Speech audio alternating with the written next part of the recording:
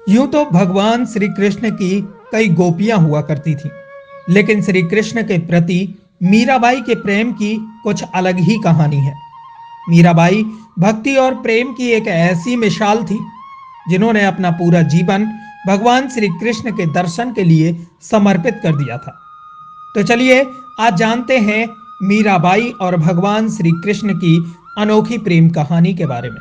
दोस्तों, वीडियो शुरू करने से पहले आपसे एक छोटा सा निवेदन है कि चैनल को सब्सक्राइब कर बेल आइकन जरूर दबाएं। मीराबाई का जन्म 1498 में राजस्थान के एक राजपूत घराने में हुआ था। उनके पिता का नाम रतन सिंह और माता का नाम वीर कुमारी था। मीराबाई भगवान श्री कृष्ण की बहुत बड़ी भक्त थी। जब वह 4 वर्ष की थी तब उन्होंने अपने घर के पास हो रहे एक विवाह को देखकर बेहद मासूमियत के साथ अपनी माँ से पूछा कि हे प्यारी माँ, मेरा दूल्हा कौन बनेगा। मीराबाई के इस सवाल पर उनकी माँ ने मुस्कुराते हुए भगवान श्री कृष्ण की मूर्ति की तरफ इशारा करते हुए कहा था कि मेरी प्यारी मीरा, श्री कृष्ण तुम्हारे वर होंगे। जिसके बाद से ही मीरा श्री कृष्ण को अपना स्वामी मानकर उनके प्रेम में विलीन हो गई। कुछ समय बाद ही मीराबाई की मां का निधन हो जाता है। जब मीराबाई बड़ी हुई तो उनके मन में यह विश्वास था कि भगवान श्री कृष्ण उनसे शादी करने जरूर आएंगे। मीराबाई बेहद खूबसूरत थी और स्वभाव की भी बहुत कोमल थी। वो बहुत सुरीली आवाज में गाना गाया करती थी। लेकिन मीरा की शादी मेवाड़ के महाराणा सांगा के पुत्र राणा सांगा से हो जाती है। मीराबाई ये शादी नहीं करना चाहती थी, लेकिन परिवार के जोर देने पर उन्हें ये शादी करनी पड़ी। माना जाता है कि शादी के बाद भी मीरा का प्रेम भगवान श्री कृष्ण के लिए कम नहीं हुआ। विदाई के समय श्री कृष्ण की वही मूर्ति अपने साथ मीराबाई लेकर गई थी जिसे उनकी मां ने उनका दूल्हा बताया था। शादी के बाद मीराबाई ससुराल के कामकाज पूरा करने के बाद रोजाना भगवान श्री कृष्ण के मंदिर जाया करती थी। वहां जाकर वह भगवान श्री कृष्ण की मूर्ति की पूजा करने लगी और भगवान श्री कृष्ण के लिए मधुर आवाज में भजन गाती और नृत्य करती।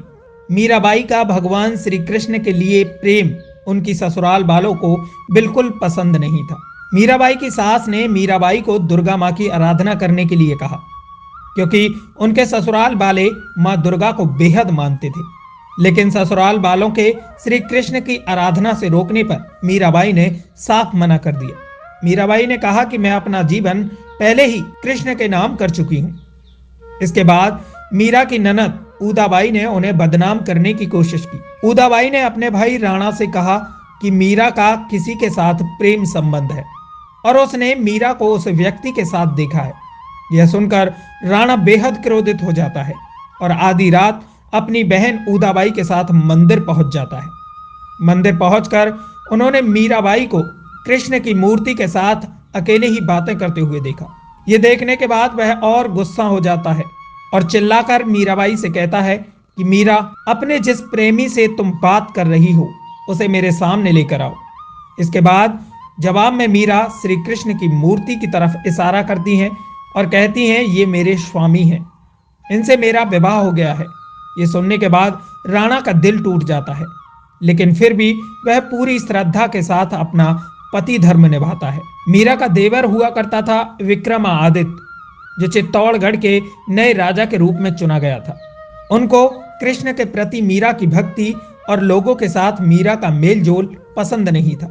उन्होंने मीरा को मारने के लिए फूलों के हार की एक टोकरी भेजी, जिसके अंदर एक जहरीला सांप था। मीरा ने जैसे ही टोकरी खोलकर देखा तो उसमें श्री कृष्ण की एक खूबसूरत मूर्ति फूलों के हार के साथ पाई। इसके अलावा विक्रमादित्य ने मीरा को मारने के लिए प्रसाद में भी जहर मिलाकर भेजा।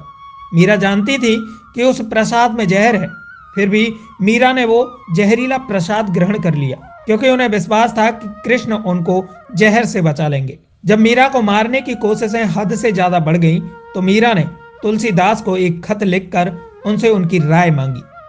तुलसीदास ने जवाब में लिखा कि उन्हें त्याग दो जो तुम्हें नहीं समझ सकते हैं। भगवान के लिए प्रेम ही सच्चा प्रेम होता है, दूसरे रिश्ते झूठे और वक्ती होते हैं।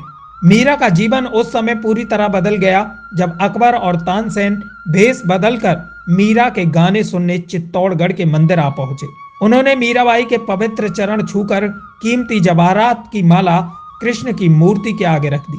जैसे ही राणा को यह सूचना मिली, वह बेहद क्रोधित हो गया। इसके बाद उन्होंने गुस्सा से मीरा को कहा कि जाकर डूब मरो और जीवन में कभी भी अपना चेहरा मत दिखाना। तुम्हारी वजह से मेरी और मेरे परिवार की बहुत बदनामी हो चुकी है। मीरा ने राणा की कही बात का पालन किया और वह गोविंदा गिरधारी गोपाल जपते जपते कृष्ण के ख्यालों में नाचते गाते नदी की ओर बढ़ने लगी। जैसे ही मीरा ने नदी में कूदने की कोशिश की, पीछे से किसी ने उनके हाथ को थाम लिया और वह गिरने से बच गई। लेकिन जब मीरा ने मुड़कर पीछे देखा तो उन्होंने देखा कि उनके प्रेमी कृष्ण खड़े हुए हैं। कृष्ण को अपने पास देखकर मीरा को विश्वास नहीं हुआ और वह कृष्ण की गोद में बेहोश होकर गिर पड़ी।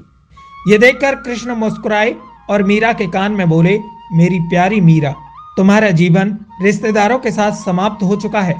अब तुम आजाद हो, खुश रहो, तुम मेरी हो और हमेशा मेरी ही रहोगी। इसके बाद मीरा वृंदावन चली गई। मीरा के वृंदावन चले जाने पर राणा वृंदावन आकर मीरा से माफी मांगते हैं और अपने साथ चलने के लिए कहते हैं, लेकिन मीरा साथ चलने से इनकार कर देती हैं और कहती हैं कि मेरा जीवन कृष्ण से जुड़ा है। यह सुनने के बाद पहली बार राणा कृष्ण के प्रति मीरा के प्रेम की भावना को समझते हैं और वृंदावन से लौट जाते हैं। लेकिन कुछ समय बाद मीरा भी मेवाड़ लौट जाती है और अपने पति राणा से विनती करती है कि वह उन्हें कृष्ण के मंदिर में रहने की अनुमति दें। माना जाता है कि जन्माष्टमी के पर्व पर द्वारका में कृष्ण के मंदिर में मीरा कृष्ण से कहती है कि ओ गिरधारी, क्या आप मुझे बुला रहे हैं? मैं आ रही हूं। मीरा को यह कहते सुन राणा और वहां मौजूद सभी लोग हैरान रह जाते हैं। माना जाता है कि कृष्ण को पुकारते ही मीराबाई में एक तरह का प्रकाश उत्पन्न हुआ और मंदिर के कपाट खुद से बंद हो गए। जब कपाट खुलते हैं तो मीरा की साड़ी कृष्ण भगवान की मूर्ति पर लिपटी हुई होती है, लेकिन मंदिर में मीरा नहीं होती। माना जाता है कि मीराबाई कृष्ण की मूर्ति में समा गई थी।